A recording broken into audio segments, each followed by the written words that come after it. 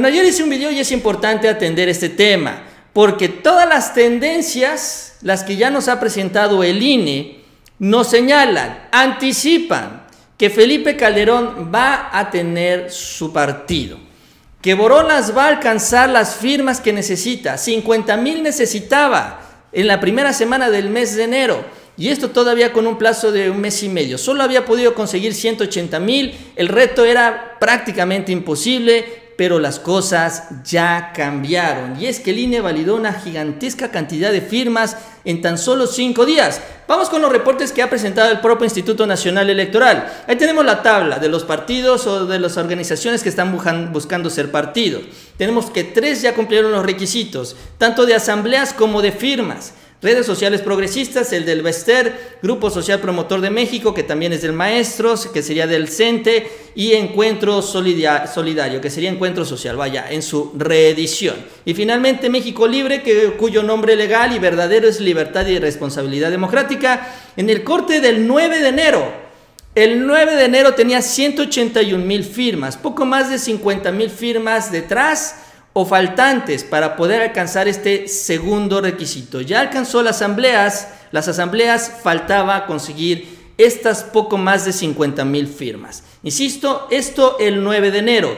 La segunda tabla que tenemos es con la fecha al corte del 14 de enero, 5 días después, ni siquiera la semana. Ya en este corte las firmas subieron en una cantidad considerable. 193,922 firmas son las que tiene registradas el INE. Repito las cifras. De 181,907 pasamos a 193,922. Son poco más de 12,000 firmas que consiguió en tan solo 5 días. Es decir, actualmente a Felipe Calderón solo le hacen falta 40,000 firmas para conseguir su partido, y todavía tiene como mes y medio para conseguirlas. Prácticamente, de seguir la tendencia, en 20 días tendría ya las firmas necesarias, y un poquito más para que no se las tumben, porque ya sabemos que les gusta jugar chueco. Es decir, todo indica que Felipe Calderón va a conseguir este objetivo, que es tener su partido. Parece, y actualmente con los números que estoy viendo, muy difícil que esto no suceda, porque el INE así lo está validando. Lorenzo Córdoba subió un video a principios de este año diciendo que estas cifras son preliminares, incluso la tabla dice que es preliminar porque todavía se tienen que revisar a detalle, todavía tiene que haber una auditoría, demostrar de dónde consiguieron los recursos, y un gran bla, bla, bla, bla, bla, y otro bla. Pero el antecedente es terrible y lo conocemos muy bien. Margarita Zavala fue candidata presidencial con las firmas irregulares. Incluso la multaron, incluso le sacaron todos los trapitos al sol, y a pesar de ello fue candidata independiente. Es decir, que aunque haga el INE todo esto, si le validan las firmas, tendrá su partido, lo multarán y le descontarán una lanita, pero finalmente tiene este objetivo, que es del Partido México Libre, o más bien Partido Libertad y Responsabilidad Democrática. Hay que decirle por su nombre, porque ese es realmente el nombre del partido. Entonces, esa es la mala noticia, cuando menos hasta el momento. Sin embargo, hay una ligera esperanza, vamos a dejarlo así. Vamos como una pequeña posibilidad, una luz al final del camino que pudieran arruinar este plan. Y es que resulta que Lorenzo Córdoba y los consejeros, en su ambición, también están cometiendo varios errores. Uno de ellos es jugar una vez más con el tema de los sueldos. Resulta que la Cámara de Diputados, después de los ajustes que solicitó la Suprema Corte también, pues modificó el presupuesto para que se respetara el tope salarial, en el que no pueden ganar más que el presidente. Y así es como se modificó también el presupuesto del INE. Entonces, el INE envía su presupuesto con sus ingresos altos, la Cámara de Diputados le dice, no te vamos a subir, no vamos a mantener estos ingresos. Hacen los recortes, sin embargo, una vez que reciben esta documentación, el INE sesiona y se vuelven a subir el sueldo. Eso es una irregularidad, de acuerdo a la auditoría interna del instituto, que señala lo siguiente, que van a iniciar una investigación a los consejeros del INE por este posible daño patrimonial, es decir, elevarse los sueldos, violando la ley. El titular de órgano de control del Instituto Nacional Electoral, Jesús George Zamora, anunció el inicio de estas investigaciones para determinar si los consejeros no incurrieron en probables violaciones constitucionales. Ojo, violaciones constitucionales e incluso daño patrimonial.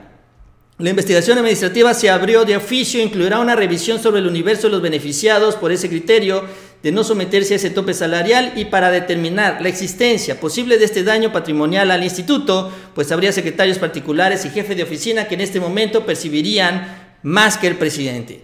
¿Quiénes serían los responsables de este daño patrimonial? Los consejeros que avalaron este tabulador en la reunión del Consejo General, que fue el pasado 20 de diciembre. En esa fecha fue cuando se tomó esta decisión y por eso es que se inicia esta investigación de oficio. Entonces aquí evidentemente lo que hay que esperar es la correlación de fuerzas, cómo avanza esta organización interna del INE, tomando en cuenta que está al interior del INE, donde tiene un gran control Lorenzo Córdoba, que vemos y sentimos ya todo se está convirtiendo en un gran aliado en este proceso de Felipe Calderón. Pero tampoco están dormidos, porque lo que estaban planteando es justamente esta posibilidad de que se les cayera esta decisión, de que se les viniera la ley encima, e incluso el 2 de enero, cuando todavía se estaba quitando la cruda de los festejos de fin de año, el abogado, el administrador principal del INE, el secretario ejecutivo, aliado y obviamente brazo derecho Lorenzo Córdoba, fue y presentó un amparo. Esto el 2 de enero. ¿Qué es lo que ocurrió? El secretario del INE buscó este amparo por austeridad y salarios máximos. Este es Edmundo Jacobo Molina, que es el secretario ejecutivo, que básicamente es quien se encarga de la operación administrativa, pagos de salarios, licitaciones, gastos y demás.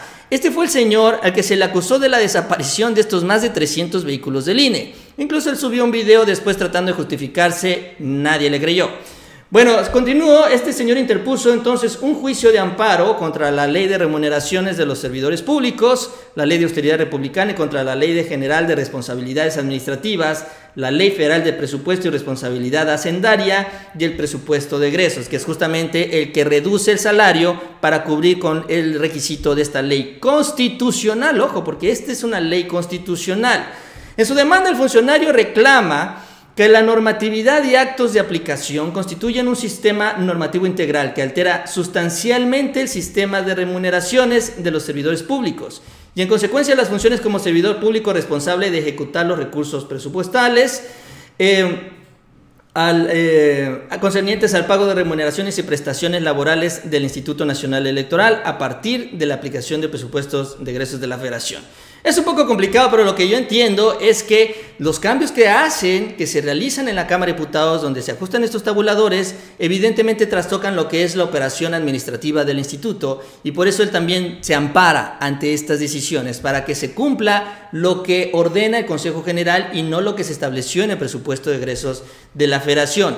No solo eso, también este señor solicitó la suspensión de cualquier sanción administrativa o penal, lo que vendría si es que avanza la investigación de la auditoría interna sobre estos actos reclamados, es decir, de la Ley Federal de Remuneraciones de Servidores Públicos, reglamentaria también de los artículos 75 y 127. Es decir, ellos ya se curaron en salud, entonces inician la investigación, se irán deslindando responsabilidades, porque aquí lo que hay es una, ¿qué se puede decir?, indicación directa de los consejeros de violar la Constitución. Ya el presupuesto se los dieron ajustados a lo que establece la ley y ellos dijeron, no, nosotros no le vamos a hacer caso, sube los sueldos y vamos a ampararnos. Y entonces esa es la decisión, tal cual se tomó y por la cual también inicia la investigación. Entonces, aquí lo que habría que esperar es justamente las consecuencias legales. Sin embargo, también en otras instancias, otros organismos autónomos, que son los que andan peleando sus sueldos, hay también algunas noticias que hay que destacar. Por ejemplo, en el caso del Banco de México, el IFT y la COFESE, se les negó que tuvieran estos supersalarios. Vamos a ver lo que dice la nota. La Suprema Corte justamente negó a estos organismos una suspensión para mantener los salarios superiores al presidente de la República. Fue la ministra Yasmín Esquivel quien negó esta suspensión a los tres órganos bajo el argumento que al haber iniciado este nuevo ejercicio fiscal y existir un presupuesto con un límite del salario, la parte actora no puede aducir un derecho para que las remuneraciones de sus integrantes no apliquen ese tope superior. Es decir, que esto que hizo el INE lo rechazó la Corte. Estos mismos organismos se ampararon señalando esto, oye, es que a mí me entregan estos salarios con el tope, yo me los quiero subir, y le dijo a la Corte, no, espérame, no, así no va a funcionar la suspensión. ¿Cuál es el criterio que se está aplicando? Bueno, tú quieres una suspensión, vamos a mantener la suspensión de lo que ti te entregaron. Es decir, a ti te entregaron estos sueldos recortados con este tope salarial. Ahí lo vamos a dejar, ahí lo vamos a suspender. Una vez que tomemos la decisión, si así lo decidimos, te vas a poder subir el sueldo, si es que la decisión resulta de esta manera, lo cual se entiende también que les pagarían salarios caídos, si es que apoyan esta decisión. Pero entonces la orden de la Corte es: no te subas el sueldo, porque ellos querían que se suspendiera, pero con los sueldos arriba, que así se mantuviera la decisión. Le dijo la Corte: no, vamos a mantenerlos abajo y vamos a finalmente ya tomar esta decisión. Esto se decidió en el Banco de México, en el Instituto Federal de Comunicaciones y en la Comisión Federal de Competencia Económica. Esto es lo que cambia con el INE, y esto es donde puede también argumentar el organismo de control interno que está llevando esta investigación, justamente este daño patrimonial, porque están yendo en contra de estas disposiciones. Solo que no hay un pronunciamiento sobre este amparo todavía hasta el momento, que se presentó el pasado 2 de enero, y eso es lo que hay que esperar, porque también aquí la Corte decidirá, y también los consejeros también que tendrán que responder ante esta decisión, y sobre todo si van a tener que empezar a regresar el dinero que ya les estarían pagando por encima de lo que gana el presidente. Entonces va a la par todo esto, el partido de Borolas, el asunto de los sueldos, y no hay que olvidarnos que también en el mes de febrero salen 4 consejeros, 4 alfiles de Lorenzo Córdoba, que van a ser sustituidos por la Cámara de Diputados, y donde Morena tiene mayoría con sus aliados. Eso Lorenzo Córdoba lo sabe, y es evidentemente también una razón o un escenario que él mismo está anticipando. Bueno, pues cerramos este